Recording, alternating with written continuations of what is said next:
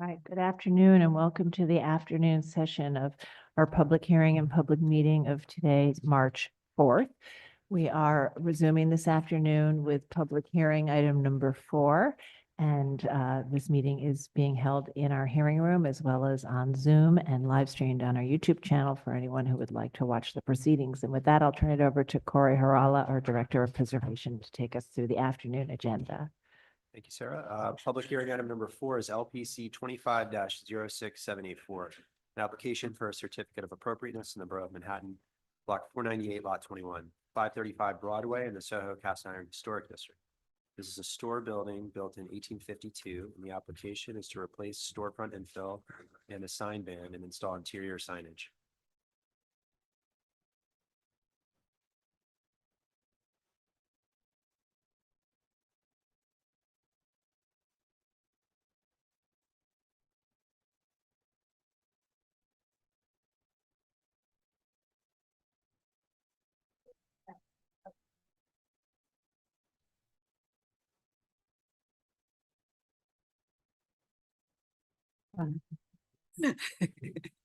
Okay, great.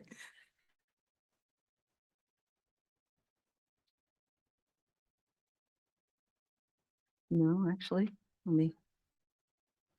Okay.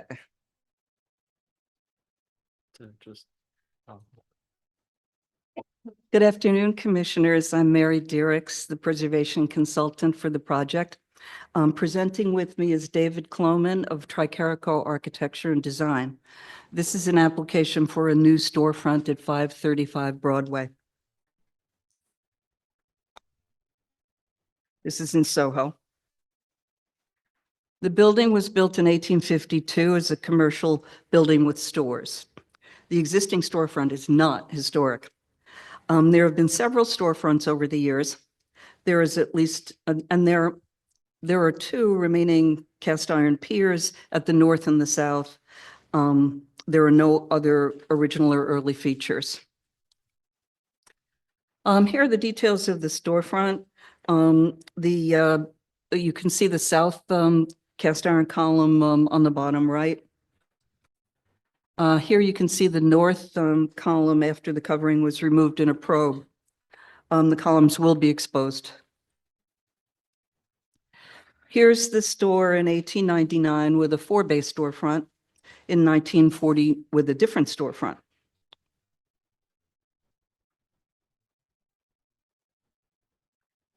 Here are not 1919. I'm sorry, I'm giving you the wrong dates here. The first were 1899 and 1910. This is 1919, 1940. What you're seeing is a progressive of different storefronts, and that's a designation on the far right, and the current one is not the one from designation. These are examples of early to mid 19th century buildings with storefronts that are in the district with modern metal infill and low bulkheads. David Kloman will take you through the new design. Just use the arrows. Okay. Good afternoon. I'm David Kloman, architect on the project. And thank you, Mary, for the introduction, and commissioners for your time. On the left, you see on the ground level, the storefront as it is now.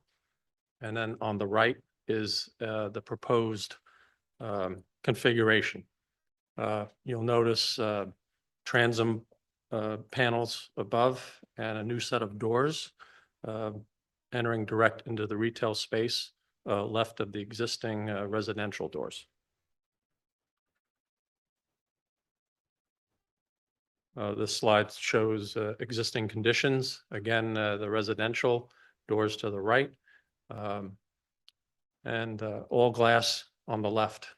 What I'd like you to note specifically is the entrance on the right is the entrance both for the retail space and for the residences above.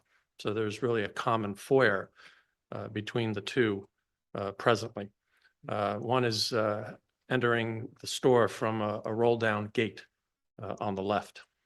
And then out in the street on the far left, you'll see a set of cellar access doors in the sidewalk. You'll also notice in this picture the far left and right piers. Those are some sort of wood coverings. We don't know for how long they've been there. But you'll see in another slide or so, we've probed into that and uncovered them. And we'll now expose and express the original cast iron piers. This is the plan configuration and detail of what is there now. This here is the proposed solution. We kept it simple. Again, we've enclosed the roll down gate immediately inside the doors on the right. Now the residences have a direct access out, and the store has its own dedicated entrance, as would be typical for any retail space direct off Broadway. You'll see on the upper left a shaded portion of glazing over the doors. This is a film, which is meant to conceal an air curtain. Our choice of door location here is really driven primarily by alleviating and accommodating ADA access. There's a ramp that is in the space now. Look at the previous slide. You'll see that that runs left to right at the lower elevation, which is directly at grade and off the street. There's about a 9-inch, 8-inch rise further into the space, which this ramp accommodates. We are repositioning that ramp to be further into the space and actually cutting into the raised portion of the floor to make a much more navigating area in the front for ADA. So the entrance off the street and then navigating that space in the front and up the ramp are not really colliding with one another. You'll see the shaded area on the left is inside the store, about 2.5 feet back is a wall graphic element behind the glass. This is what things look like in section. The left is the full height glass towards the left of the space. The center section is through the transom element. And then the right is through the door and the air curtain above. There's a drop soffit immediately inside. Well, not immediately, but a few feet inside, which is to accommodate a side sliding grill, which is more of a security concern. There's a detail of that soffit and transom, and also the signage and panel, the fascia out on the front, which we intend to restore. There's a rendering of the proposed solution. Again, the cast iron piers are now exposed and expressed. The color is consistent with the existing doors on the right and this sort of tan palette. The signage is in the restored fascia panel above. Directly above that sign is a cornice element, which is existing and has a concealed downlight in it. This cornice element is also existing and repeated at each of the upper floors. This is what the rendering looks like adjacent to the existing, and it's almost indistinguishable unless you notice the doors. Cornice is a new, there is a cornice, but the proposed cornice is a new cornice that better reflects the upper floor cornices. Yeah, let's go back to the overall elevation. Yeah, there you go. So there are repeat cornice elements going up each of the floors. So we're reestablishing that at the retail grade level.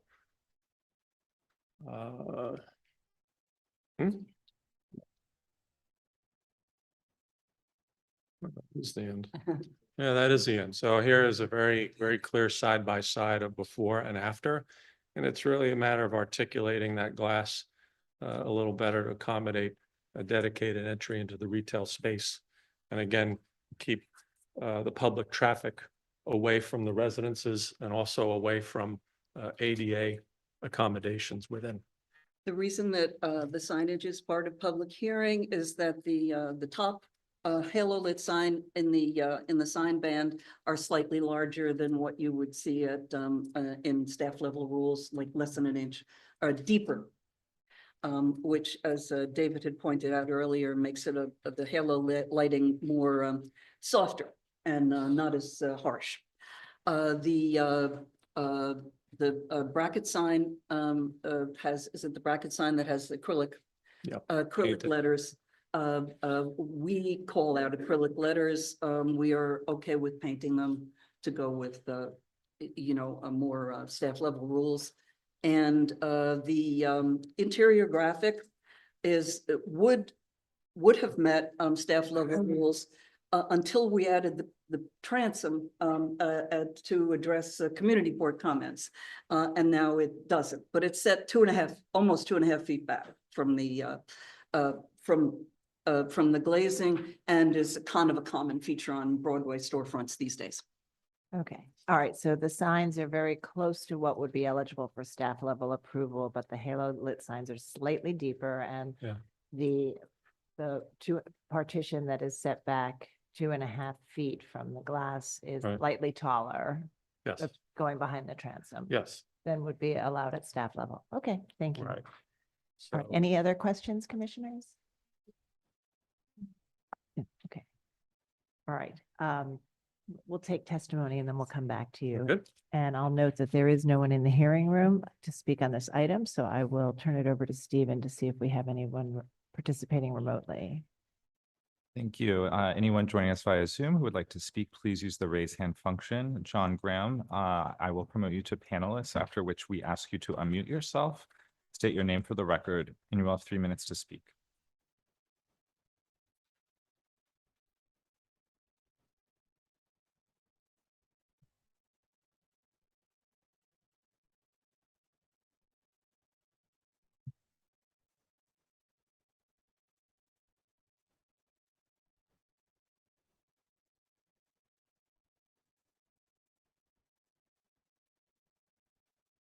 John Graham, are you still with us?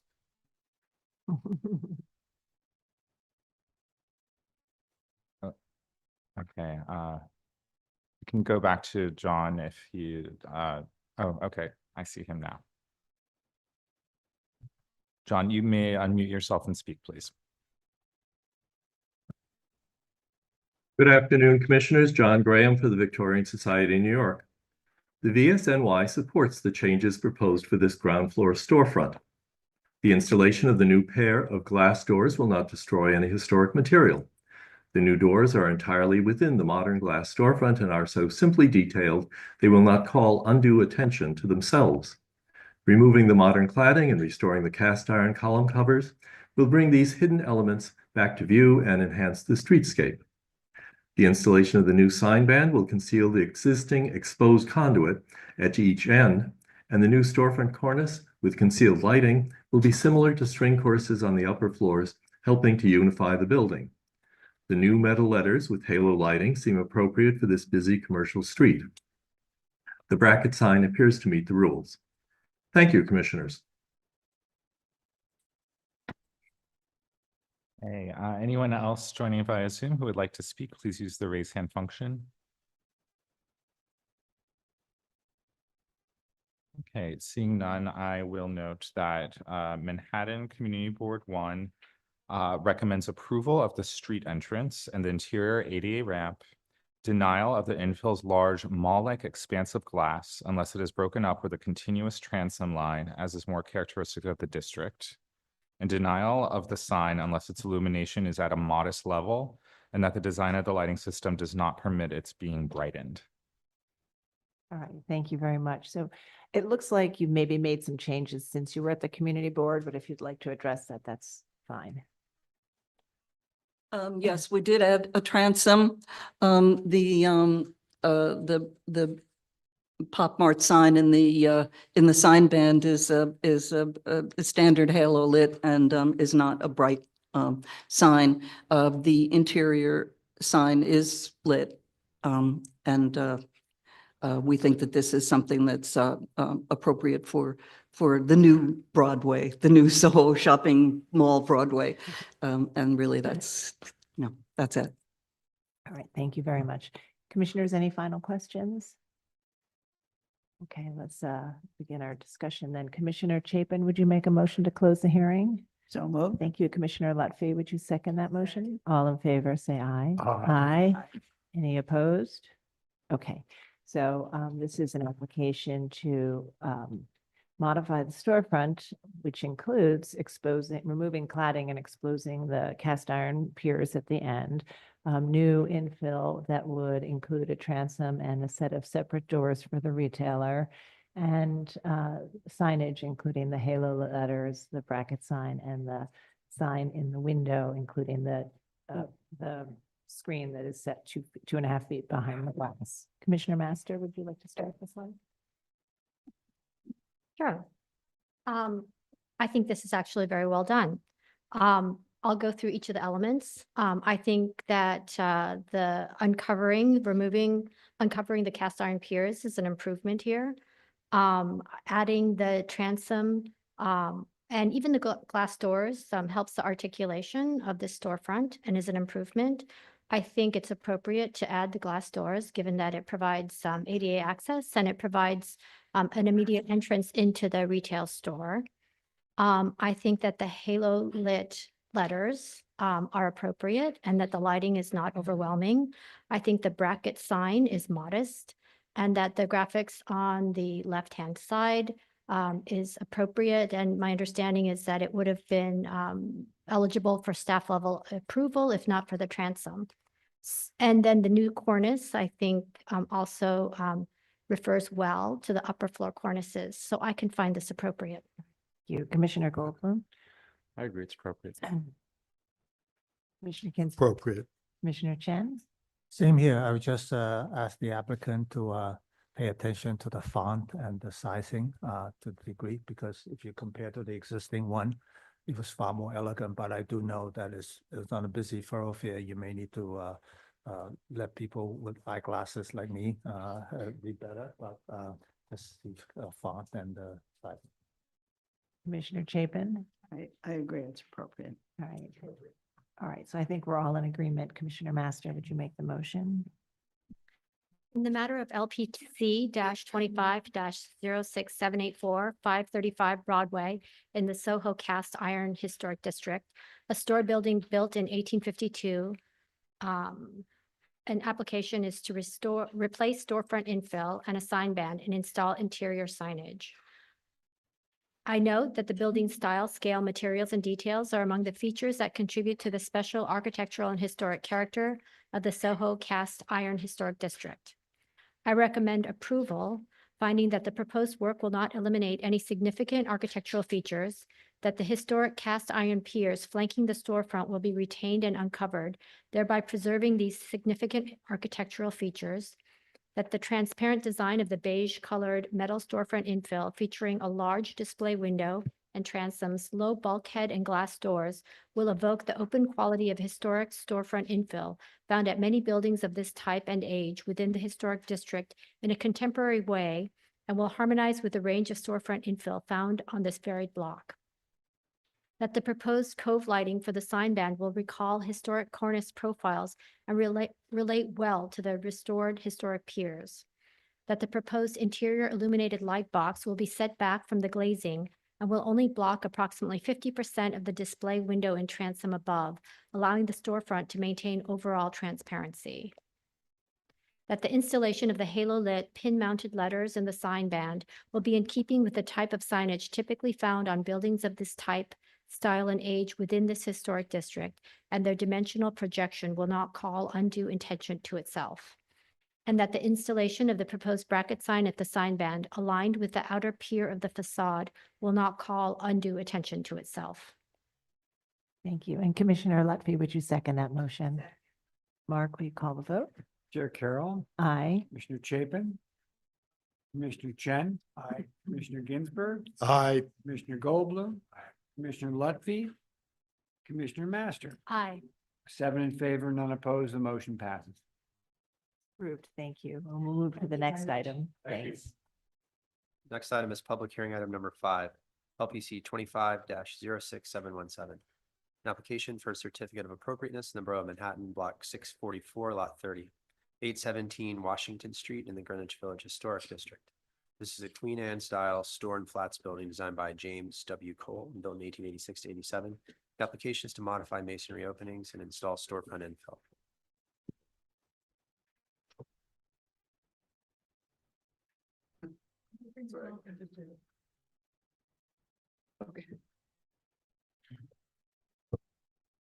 As you all know, I'm Sherrod Paulson from PKSB Architects on behalf of the owners of 817 Washington Street.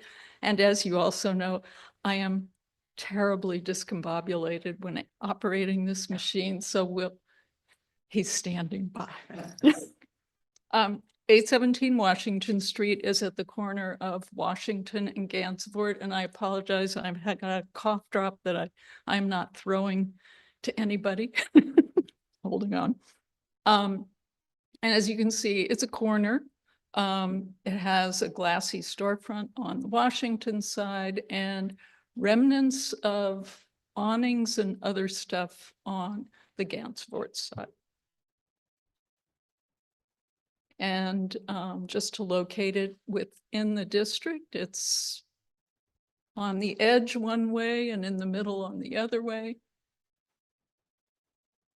And this is from the historic photographs showing that this was one of the residential buildings that was cut down to be a market building. We are not here today to talk about other floors and other views. And noting that the corner had been cut away a long time ago. And the black outline shows the area of work that we're proposing to do things to.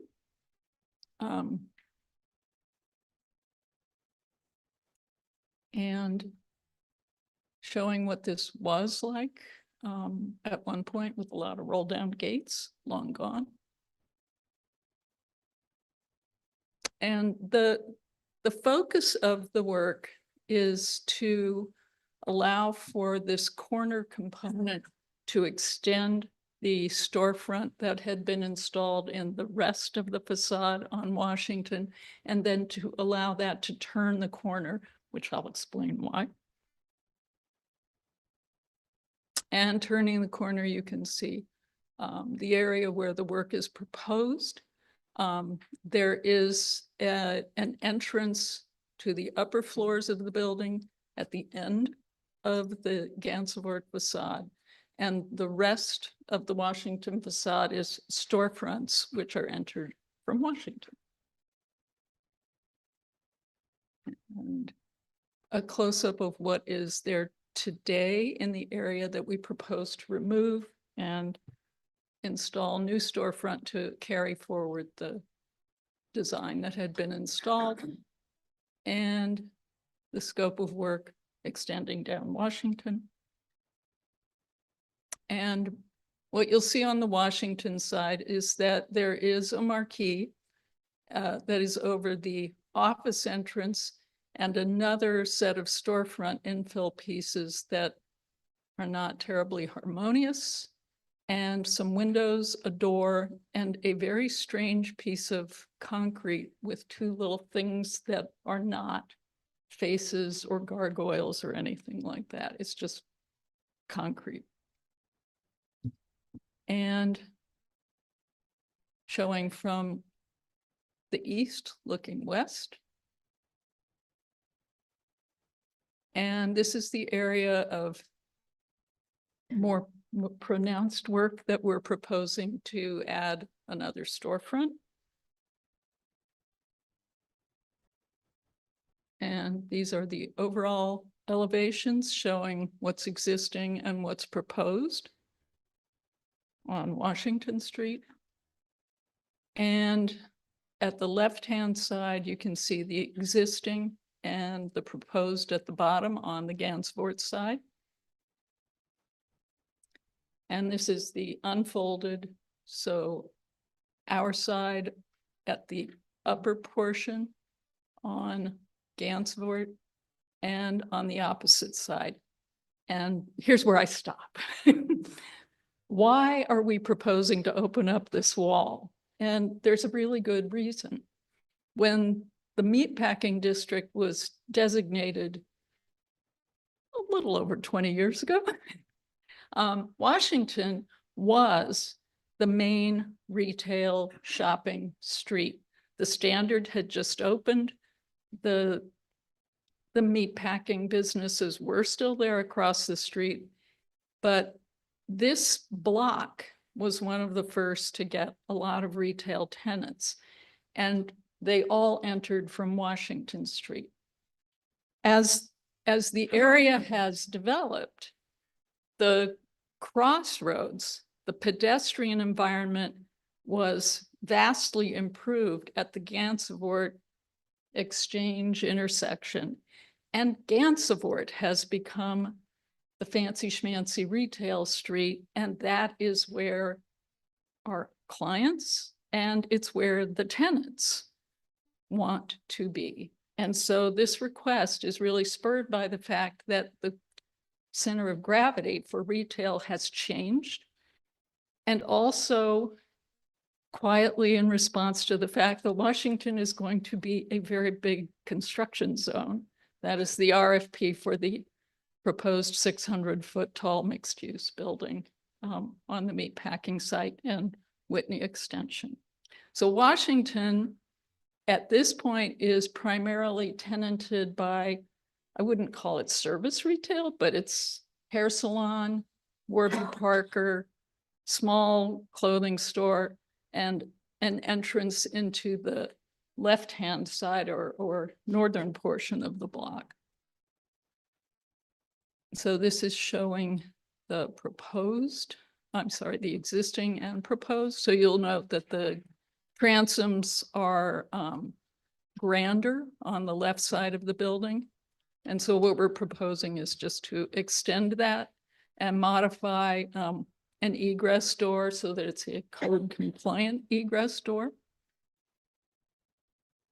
And on the other side, there are 3 windows and a door and the 2 pieces of infill and then the corner infill.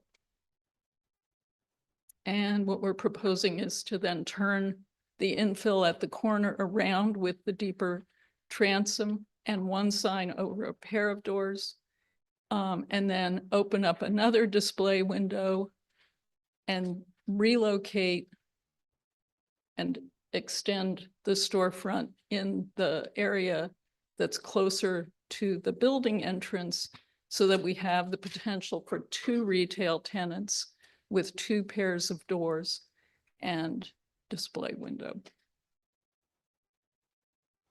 And in plan, you can see what's existing. You'll see there are 2 cellar hatches on Gansevoort. Relocating one of those doors closer to the building entrance will allow us to avoid the hatch. And this is showing the extension of the other. So this is 2 pairs of doors on Gansevoort along with the display window. And a close-up. And the proposed. And just some details of the infill and plan.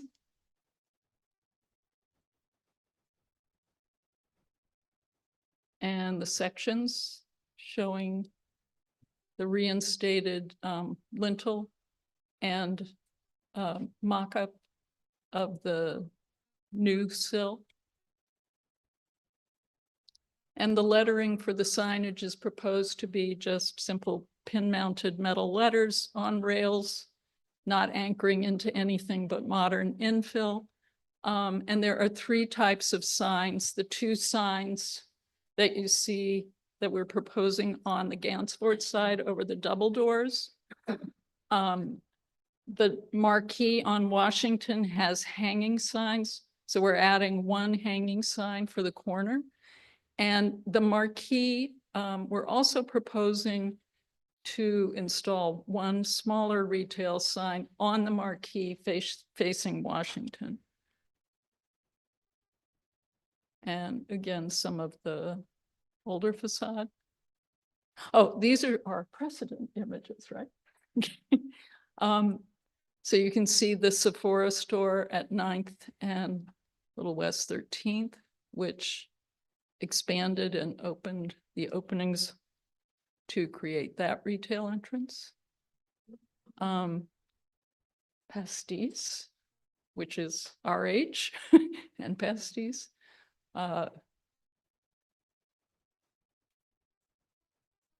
Another one, okay, and this one where very large openings were created along with marquees.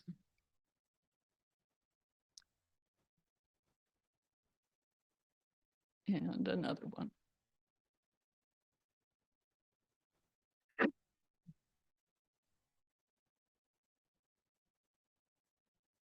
So the overall impression is just to maintain the industrial feel of the building, extend storefront that had previously been approved so that it's a unified base, and allow for the potential for 2 entrances on Gansevoort so that this can fit in with the now pedestrian flow of the district. And there it is. Okay. There's a lot of. All That's right. it. Thanks. Okay. And we have some questions, Commissioner Goldblum. How wide are those little windows that you're looking to eliminate? I will turn to Robert Bianco, who. How wide are the windows?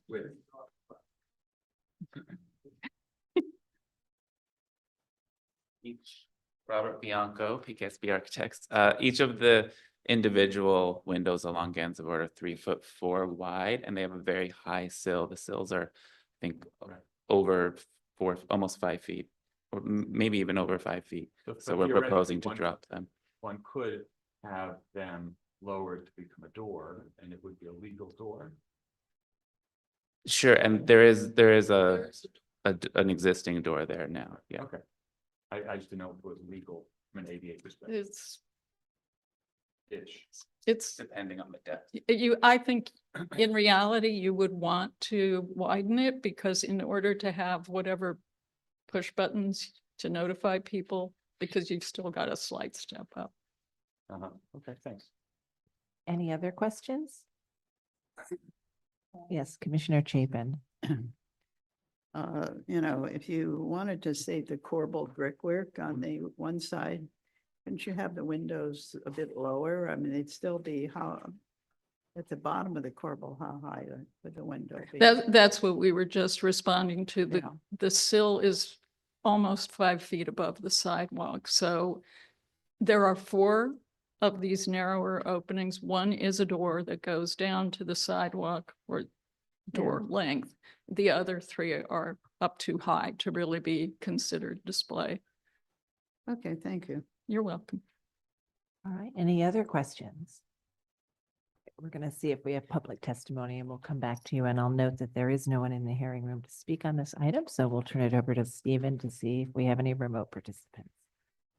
Thank you, Chair. If anyone joining us via Zoom would like to speak, please use the raise hand function. First, we have John Graham. I'll be promoting you to panelists, after which we ask you to unmute yourself and you will have 3 minutes to speak after stating your name for the record.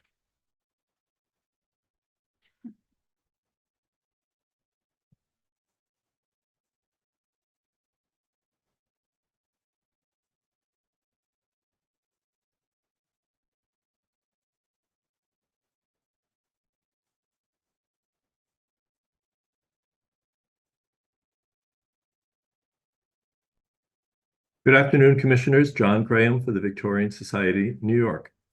The proposed alterations to the modern storefront infill that would convert some doors into windows and regularize the bulkheads are innocuous and appropriate.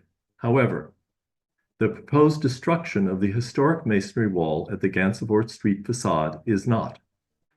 The beautiful corbelled brickwork, belt course made of rotated soldier bricks, brownstone trim, and small square windows are significant historic features and are typical of the Queen Anne style. Note also the former cellar entrance with remnants of carved faces near the sidewalk. All of this would be tossed out to add a few show windows to a ground floor that is already almost entirely show windows and doors. The applicant does not seem to be aware of or care that this decorative historic masonry is nearly 140 years old. The Commission should care and should not allow the removal of any of this material. We point out that the city recently completed a major street reconstruction project in this district. Historic streetscape elements like cobblestones, granite sidewalks, and cast iron manhole covers for the old refrigerating company piping systems were salvaged and reinstalled. Vast amounts of additional compatible materials were added, including granite cobblestones, curbs and crosswalks, and Bishop's Crooks lampposts. All this was done by the city to support and strengthen the historic architectural character of the district and its sense of place. In light of that public investment, it would be a travesty to allow private owners to remove significant historic features of their buildings for what's likely to be a short-term storefront reconfiguration. There should be no compromise here. This is a definite no. Finally, what looks to be recent electrical conduit destructively installed in this facade should be removed and the masonry repaired. Hopefully an LPC permit was not issued for this destructive work. Thank you, Commissioners. Thank you for your testimony. Next, we will have Lucy Levine.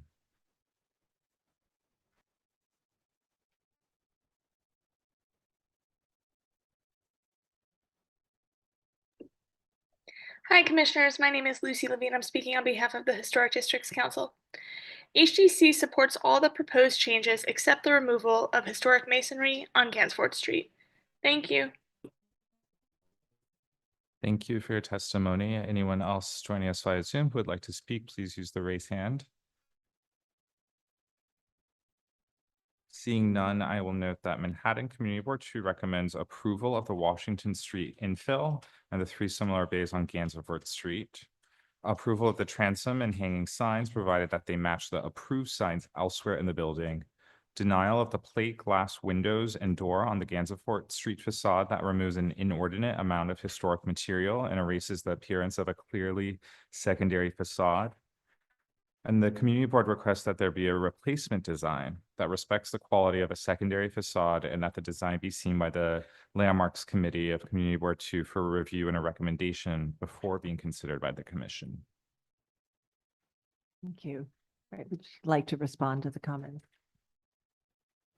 Well, thank you. I am not surprised at the reaction. It is special brick and it is a designed facade. However, it is a secondary facade that has become the primary facade in response to all of the city's investment. However, I do know that the community board had recommended alternate ideas for opening up the facade. They were not totally opposed to expanding the storefronts on that side. And we are here today to hear from you and to learn what would be the most appropriate solution in your eyes. But we do really need to open up this wall in response, not just to the owners, but the brokers who, this space has been vacant for 18 months. And did you, just a quick question, because you know, if you open it up to be sort of as wide as the other storefronts, it doesn't have a typical storefront enframement and cornice. It so would match it doesn't- all of the storefront that we're proposing to. Right, but its lintel condition, it would be different. So it's A little different. It's a little bit yes. different. And I just wondered if you had thought about dropping sills or doing maybe a pair of windows for a window, or if you had thought about some, I'm sure some of it came up We with the have community looked at board. many alternatives and we felt that given that there were a number of alternatives and that we didn't get a clear answer from the community board, that it was wiser to come here and hear Okay. from you firsthand. Okay. All right, so we'll close the hearing and begin our discussion. So Commissioner Ginsburg, would you make a motion to close? So the hearing? moved. Commissioner Chen, would you second that motion? Okay. All in favor, say aye. Aye. Any opposed?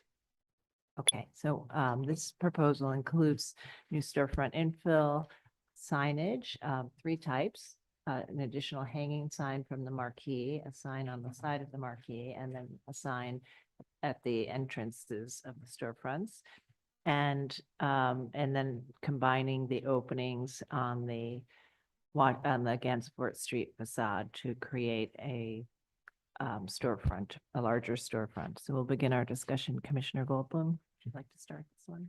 Oh, you would get me in trouble. So I think everything about the scheme is appropriate with the exception of the removal of the masonry on this facade. I think that what I would suggest as an alternate for it is to drop the 3 window sills to 18 inches off the ground, which would allow them to be usable as storefront, but you would be preserving all of the charismatic masonry, let's say. It's very similar to what's shown on the one window that's rendered here as to remain more or less. So I think that would be appropriate, but I think that the removal of the extent of masonry would be a little bit too far. Commissioner, The fact that the windows are wide enough that they could allow for a door would give them that flexibility. I think one of them, they have the door now. I think that they could move that around if they needed to, or make 2. But I think the idea is to really just keep the overall width of masonry and preserve the decorative brickwork and lintels. thanks. Commissioner Ginsburg. I'm almost all right with it as is, but what I might look at is keeping the easternmost window and dropping it, and then having a 2-bay display window instead of a 3-bay display window to just keep some more of the masonry. I think that might make it better and a little more fitting into what's been historically there, while allowing for the need to create a real storefront. Okay. Commissioner Chen. Yeah, I think based on the testimony as well as committee report and Michael and Commissioner Ginsburg's comment, the cobbling on the Gansevoort Street side should be preserved. However, in modulation, you want to do with the 3-bay window, the 3-window, 2-window, I think they should work with the staff. Commissioner Chapin. I agree with Commissioner Goldbaum that everything is fine with the exception of the sidewall. And his proposed solution is the most saving of historic material and has a lot of attractiveness to it, definitely. The applicant could also maybe try present an alternative as well that would preserve the corbelled brickwork and have some somewhat larger windows below the brickwork. I mean, it wouldn't give the same, historic partition perhaps. Well, it could preserve the partition, but the one thing that's going to look the most like the existing situation is just dropping cells. But, I think they might come up with something creative as an alternative that gave them a little more window space if they really need that. Okay. But still preserving as much corbelling as possible. Thank you. Commissioner Lutfi.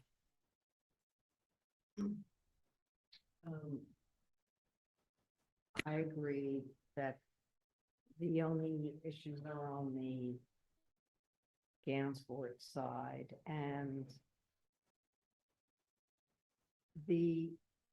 I'm of a mixed mind about it, but basically I think the bottom of the windows should not go lower than the window on the left. and that the applicant should work with staff so that we have some alignment here. And that at least, and that it speaks to the windows above it and what's next. to it. Window on the left in the rendering, you mean? The proposed window opening on, Yeah, that window is being existing- lowered. that's. That being one, that one's lowered. being lowered already in their proposal. Well, I'm saying with the lowered. Lowered. I'm okay with lowering it. Yeah. Because it kind of works with the windows Yeah. above it. And I feel like the windows next to it shouldn't be any lower than that. Okay. Commissioner Master? I'm sympathetic with the applicant because I understand that they want to have a retail tenant. And of course, retail tenants do need window space, which is very helpful. However, I guess that the concern is that they might be removing too much masonry here. So in this case, on the Gansevoort side, I would agree with Commissioner Goldblum. I think that whatever the applicant wants to do to kind of preserve as much masonry as they can, giving them a little bit of flexibility to increase window space and yet, be cognizant that, the masonry here is historic and important. All right.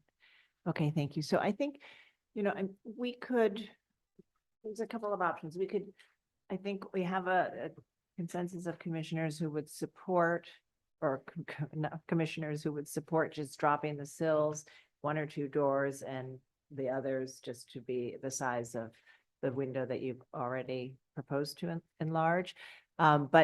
So we could vote on that with that modification today, or we could keep it open if you want to try to, there's, I think, a couple of other commissioners who expressed some openness to another alternative that might keep brickwork and give you something a little wider too. So I think we can, it's up to you. We can vote on just dropping the sills, or we can keep it open. In deference to our clients who are not here with us today, I wanted them to listen in on the discussion, and I would like to keep this open so that we can go discuss with them.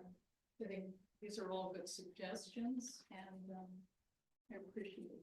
Okay, very great. much. All right, thank you. All right, so we won't act today, and we'll see you back when you're ready, and then we'll move to the next item. Next item is public hearing item number 6. LPC 25-07199, an application for a certificate of appropriateness in the Borough of Manhattan, block 568, lot 34, 3 East 10th Street in the Greenwich Village Historic District. This is a Romanesque Revival style townhouse designed by George E. Harney and built in 1890, and the application is to excavate the cellar.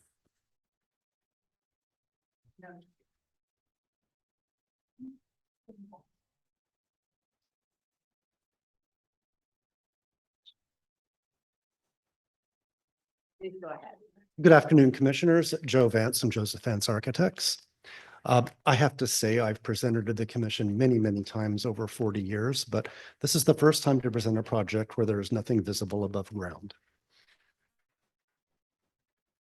So we do have a bit of a dream team, I think, that's been assembled for this project. The SOE engineers are Langen.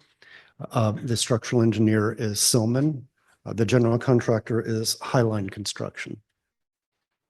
As mentioned before, Romanesque Revival House, there had been a prior ownership and prior design team on this project. They had made minor facade tweaks and rear facade tweaks, and a rooftop bulkhead all have been considered previously by the commission. So this project is solely excavation for a subcellar. These are existing conditions in the rear yard.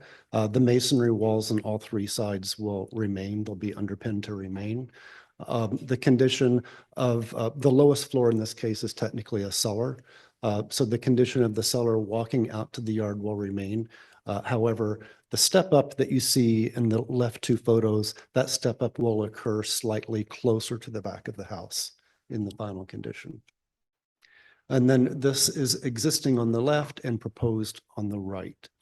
So the existing level of the cellar stays the same, and we're excavating the subcellar.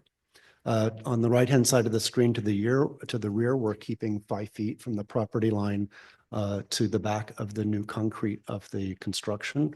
We're digging down 12 feet of excavation. The finished ceiling in most of the subcellar will be 8'6". In the back, you will see that it steps up. I can't see the dimension in front of me, 10 foot something is the ceiling height there. Above is the finished floor plan. On the lower part is the plan from the SOE drawing. The walls are fairly thick. So the underpinning begins on the inside of the width of the footing on both sides. Plus there's some ledging going on up against on the bottom of your screen is a building owned by NYU. The gray blocks that you see moving across that drawing, the dark gray blocks represent part of the structural system of that building, which is why we're keeping as far away from it as we are. And then in the back, you'll see dimensions again representing that 5 feet.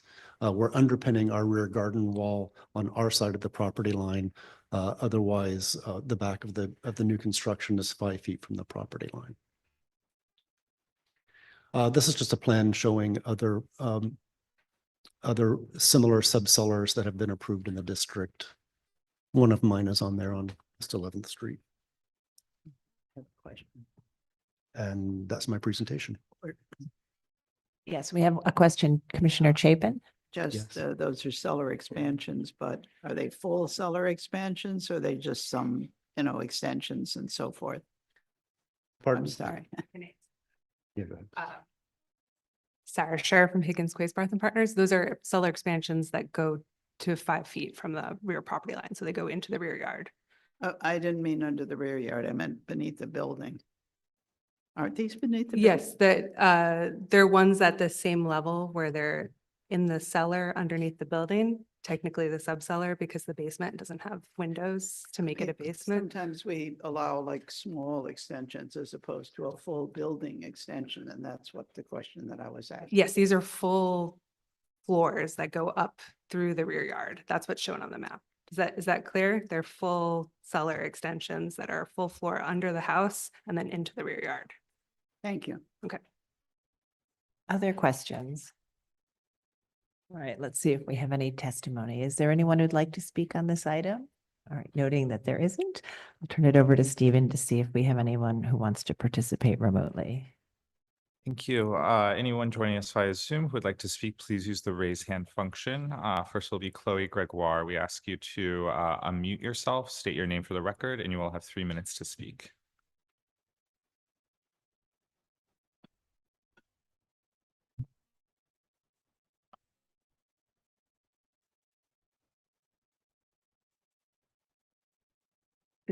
My meeting disconnected, so I don't know if it's happened to others or if it's just.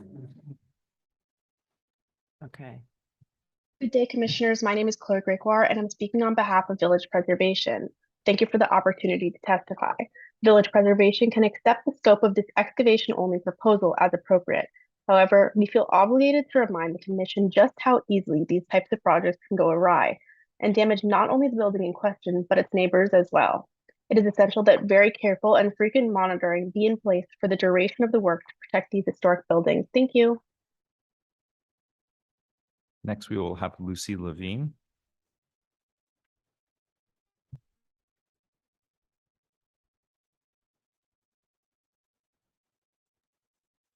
Hi, Commissioners. My name is Lucy Levine. I'm speaking on behalf of the Historic Districts Council. HDC supports this application, but reiterates that excavations must be done with extreme care. Thank you. Any other members of the public joining us via Zoom who would like to offer testimony, please use the raise hand function. All right, seeing none, I will note that Manhattan Community Board 2 recommends approval, noting that it's a carefully considered application. Oh, yeah. So Manhattan Community Board 2 recommends approval, noting that it is a carefully considered application. Got it. Okay. All right. So I think it's largely supportive, but of course, concern and about the precautions that are monitoring that are needed for the excavation. Yes, Commissioner Goldblum. Do we have any rules about this kind of thing? We do, yeah. Corey, do you want to? So why is this not complying with those rules? The rules don't allow for excavation for an entirely new subcellar floor below the lowest existing floor. Hmm. If you have an existing cellar or basement, staff level rules would allow you to lower it by at least several feet to a maximum height. And then also the rules don't allow you to go into the yard fully like this. It really only lets you stop at the extent of the existing rear facade or a rear addition itself. Okay, So it's two things. But I'll just point out this does sort of maintain that 5-foot Yeah. clearance at the back of the yard, which you all actually always ask for, and the rules do require in other cases. And we are going to be referring this to DOB for enhanced engineering review before we issue an LPC permit. Right, thanks. All right, great. Any other final questions? Is there anything you'd like to say before we move to our discussion? Great, thank you. All right, so we'll do that now. Commissioner Master, would you make a motion to close the hearing? So moved. Thank you. Commissioner Goldblum, would you second that motion? All in favor, say aye. Aye. Any opposed? Okay, so the hearing is closed. And so this is an additional floor, which is why it is not eligible for the staff level permit, which would allow for extending a partial basement to create a floor height.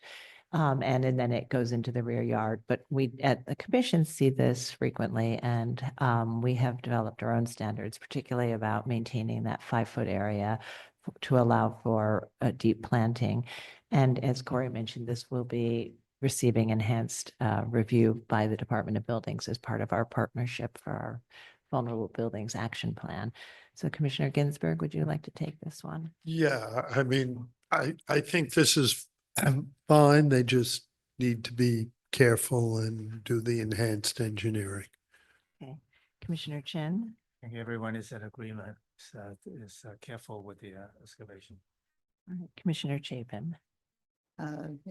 Excavation in the village is always a matter of concern, let's put it that way, because of the age of the buildings and so forth. But as was pointed out by the applicant, we have permitted a number of these, and most of them fine.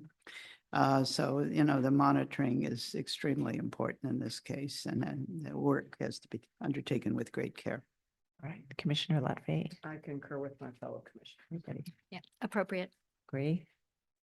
Agreed. And I think this is, since we do approve these all the time, I think that as long as the automatic invocation of engineering review and special provisions associated with that are put in place, this should be a staff level thing. I think. I don't see why not. I mean, everyone always comments on them as, oh my gosh, it could go terribly wrong, which is totally true. But I don't think that our oversight and opinionating on it makes a difference on that. It's really about DOB coordinating with Don Friedman and DOB and all that other stuff. I don't see a value in our review. Yeah, and I think that we always, we do have our enhanced engineering program with DOB and with Don Friedman, our own engineer. And, and I think also, while we do always want to be careful about our historic, particularly in the village where we have some of our oldest row houses, I think it should be noted that we have never approved excavation that has caused any damage. And the recent really unfortunate incidents in the village were not related to work that we had approved. In fact, one was because they didn't comply with work we had approved. And the other thing is, I would say that it shouldn't apply to individual landmarks. I think it's totally appropriate for district buildings, but you wouldn't want to see I think the one meaningful conversation that we've had about this topic or adjacent to this topic is the merchant's house. So, in a case like that, where there's extenuating circumstances, and I think that could be written into the rules too, if the staff thinks that there's something unusual about the environs that would warrant a particular review that the commissioners should make. Otherwise, I think it's garden variety, so to speak. Thank you. All right, great. So I think we can make a motion, Commissioner Ginsburg. With regards to LPC 25-07199 East 10th Street, Greenwich Village Historic District, a Romanesque revival style townhouse designed by Georgie Harney and built in 1890. Application is to excavate a cellar. I note that the building style, scale, material, and details are among the features that contribute to the architectural and historic character of the Greenwich Village Historic District. I recommend approval, finding that the proposed work will not eliminate or damage any significant architectural features, that the proposed work for below-ground rear addition at the cellar level will not be visible from any public thoroughfare, that the central green space of the block features a variety of grade levels, therefore the slight terracing of the rear yard will not diminish the unity of the central green space, that the proposed excavation will not extend to the rear lot line and will be set back to provide a 5-foot area for significant planting, that the excavation and related underpinning will be done in compliance with Department of Buildings regulations under the supervision of a licensed professional engineer to protect the building's facade and adjacent buildings, and that the proposed work will not detract from the special architectural or historic character of the building, the site, or historic district. Thank you. Commissioner Chen, would you second that motion? Second. Mark, will you call the vote? Chair Carroll, Aye. Commissioner Chapin, Aye. Commissioner Chen, Aye. Commissioner Ginsburg. Aye. Commissioner Goldblum. Aye. Commissioner Lutfi. Aye. Commissioner Master. Aye. 7 in favor, none opposed, the motion passes. All right, that's approved. Thank you. And we'll move to the next and final item. Last item is public hearing item number 7, LPC 25-03772. An application for a certificate of appropriateness in the Borough of Manhattan, block 2024, lot 2, 271 West 138th Street in St. Nicholas Historic District. This is a Georgian-style row house designed by Bruce Price and Clarence S. Luce and built in 1800s. Construct a rear garage and deck built without LPC permit.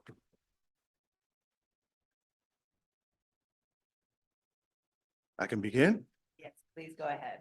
Good afternoon. I am Kathy Sabir. I am the architect of record for this project, 271 West 138th Street. This proposal for you guys is for the rear garage and the rear facade of the building and not the front. And I'm going to let my lead designer, William Moses, take over from there. All right. And I'll be here to answer questions. Go for it.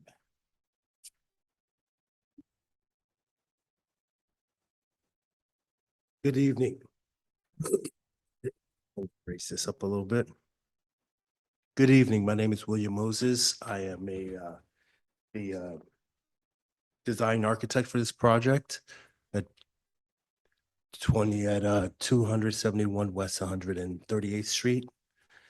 This is a excuse me, sorry. Just coming off of a cold, so I still have a Please, kind of move the mouse around so you see the arrow on there and then just click it. and it'll move. Kind of off on the right. You got to move it to the left a little. Got it. And just go. There you go, there you go. Okay. All right, as you can see, the first sheet here, the reason why we're here, I guess, is to clear some existing violations that we discovered as we put together the project in terms of restoring some historical value to the location here. As you can see, the existing garage was in question here as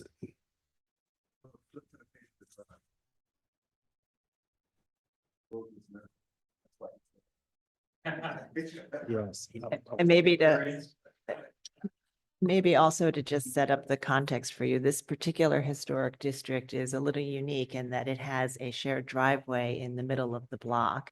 And so the houses that face up to the driveway have a number of conditions, including many garages and other little sort of outbuildings. And so we're going to be looking at the back of the building at the garage area. This building is situated in the historical district of Stivers Row, New York City. As you can see, the front facade is we're gonna completely keep everything intact. We're not touching anything in terms of construction. Um, the the violation consisted of, as you can see in the back area here, we have our existing to the left and our proposed elevation. So as you can see, the existing garage, which is currently in violation, is something that we're going to totally demolish, and we're going to rebuild it. And we're going to add a balcony an additional balcony above the kitchen area. As you can see, the reason for the balcony is to enhance the usability and functionality of the property. We propose a new balcony, a new deck over the garage. The front of the garage will be rebuilt, and we want to match the existing common standard brick in the back area. We also propose a new garage door. As you can see in our next slide here, we're going to do a standardized brick, and the garage will be a 5-panel section with a single torsion spring.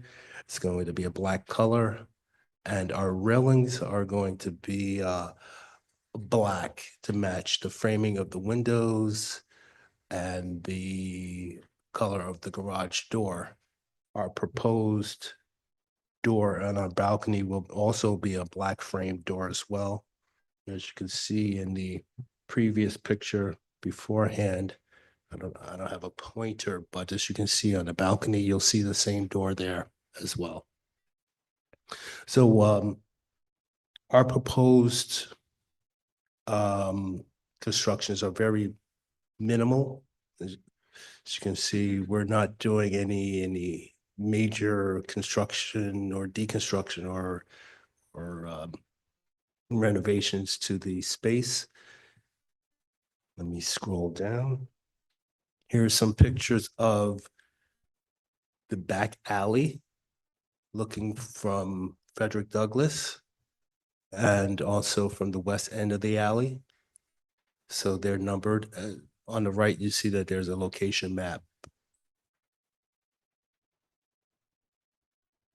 Same thing with this page. There's some other garage installations that were built maybe 20 years ago or so, and some of them are recently built as well. So as you can see, there's other balconies and other garage areas that were also LPC approved, and other alternations that were done on the very same block.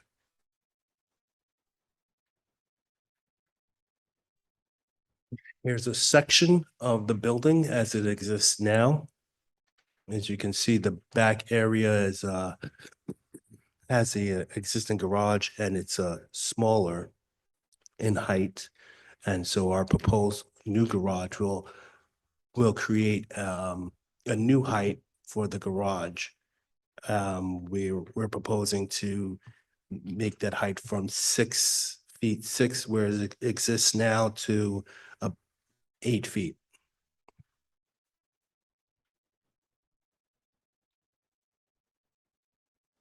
And that's our last section here this is our proposed section. As you can see, the garage is raised. Excuse me. The garage is raised, and you can see our railing system, as well as another balcony on the second. I guess that's the third level above the kitchen area.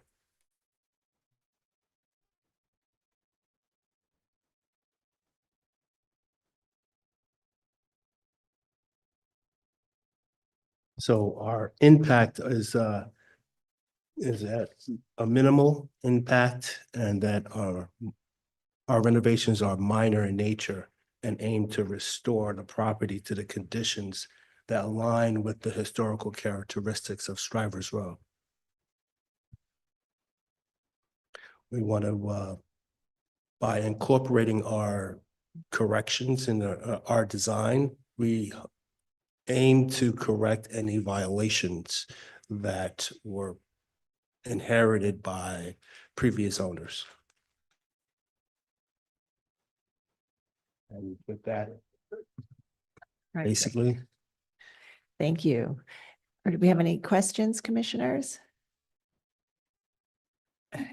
Good job. Good job. All right. And I'll note that we don't have anyone in the hearing room to testify on this item, so I will turn it over to Stephen to take us through our remote participants. Thank you, Chair Carroll. Anyone joining us via Zoom who would like to speak, please use the raise hand function. Claudette Brady, I will be promoting you to panelist, after which we ask you to unmute yourself, state your name for the record, and you will have 3 minutes to speak.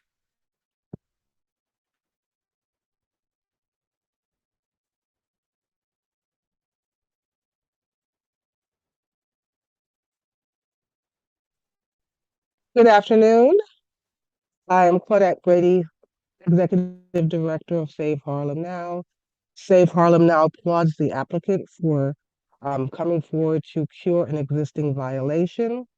As many of you may or may not know, the areas within the Strivers Row or St. Nicholas Historic Districts that are now occupied by garages were originally gardens.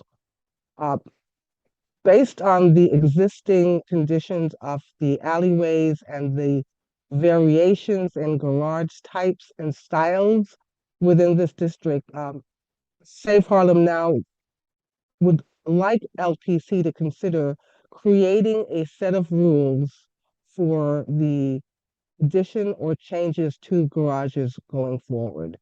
Thank you and have a great day. Thank you for your testimony. Next, we will have Lucy Levine.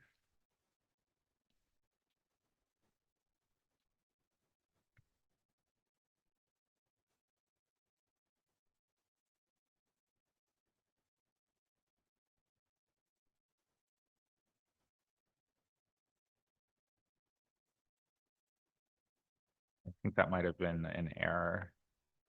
She Right. She declined being promoted to panel, so I think that might have been a raised hand in error. If anyone would like to speak in the Zoom, please use the raise hand function. Okay, seeing none, I will note that that Manhattan Community Board 10 recommends approval. Great, thank you. Okay, so the testimony was supportive, but is there anything else you'd like to say before we move to our discussion? no. All right, thank you. Well, it might be helpful to have a slide up that just shows the view down the driveway, down the alley. If you can show that with all the varying conditions. And commissioners, do we have any final questions as we move to our discussion? No. Okay. So we'll make a motion to close the hearing. Commissioner Chapin, would you make a motion to close the hearing? So moved. Thank you. And Commissioner Master, would you second that motion? Second. All in favor, say aye. Aye. Aye. Any opposed? Okay, the hearing's closed. And so as we've mentioned, this is a shared driveway that goes behind or in the middle of the block. And the houses in Strivers Row, their rear facades face onto it. And over the last many decades, a variety of conditions have occurred, some without permits. And we have legalized some and approved modifying other conditions in violation. And there are many, many garages, and the commission has approved garages that basically come out to the driveway. There is some variety in the height and materials in the existing condition as well as in the approvals. So this is an application to replace a garage that was constructed without permits many years ago. I think the violation is from 2010. And as I understand it, the owners have inherited the violation and they would like to correct it by replacing it with a new garage that will be slightly taller with a patio on top of it and I think a new railing on the L behind the house. Commissioner Lutfi, would you like to start this one? Driver's Row is a very important historic row uptown. And, this is a very simple project with a very simple solution. The historic condition is that there are garages on this alleyway. And what the applicant is asking to do here is to not only replace the garage in a way that is consistent with what's there, but improved, of course. And with the deck, I think the window, the double doors that open on the deck are very consistent with what we approve, as is the fencing. And what they're doing on the floor above is they're maintaining at the top the window opening, and they're installing a door with a small balcony. I think it's fine. Totally appropriate and, only very obliquely visible as you look down the alley. And I think, in fact, some of those window changes you won't even ever see. Yeah, and it's extremely modest. Extremely modest. Commissioner Master? Yeah, I agree. I also want to say that I think the applicant did a nice job in presenting it. I thought it was very clearly done. And I think it's very straightforward, and I can find it appropriate. Thank you. Commissioner Goldblum. Agreed. Commissioner Ginsburg? Agreed. I'd also add, this is a very atypical situation for New York, but very typical in other cities where you have the rear service road between two. But this is totally appropriate. Commissioner Chen? Agree, especially the back access is very useful for sanitation pickup. Yeah. Commissioner Chapin? Yeah, this is a very typical condition in many city neighborhoods where these rows of garages that the wall that was removed didn't have any historic value, and the planned garage and deck will fit in well, both in color and material with the existing structures. So. All right, thank you. All right, so I think we're all in agreement. Commissioner Lutfi, would you make the motion?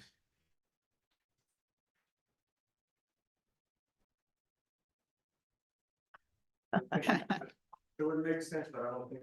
I don't think Okay. Thank you. Dash 03772-271 West 138th Street, St. Nicholas Historic District, a Georgian-style row house designed by Bruce Price and Clarence S. Luce and built in the 1890s. The application is to reconstruct a rear garage and deck built without a Landmarks Preservation Commission permit.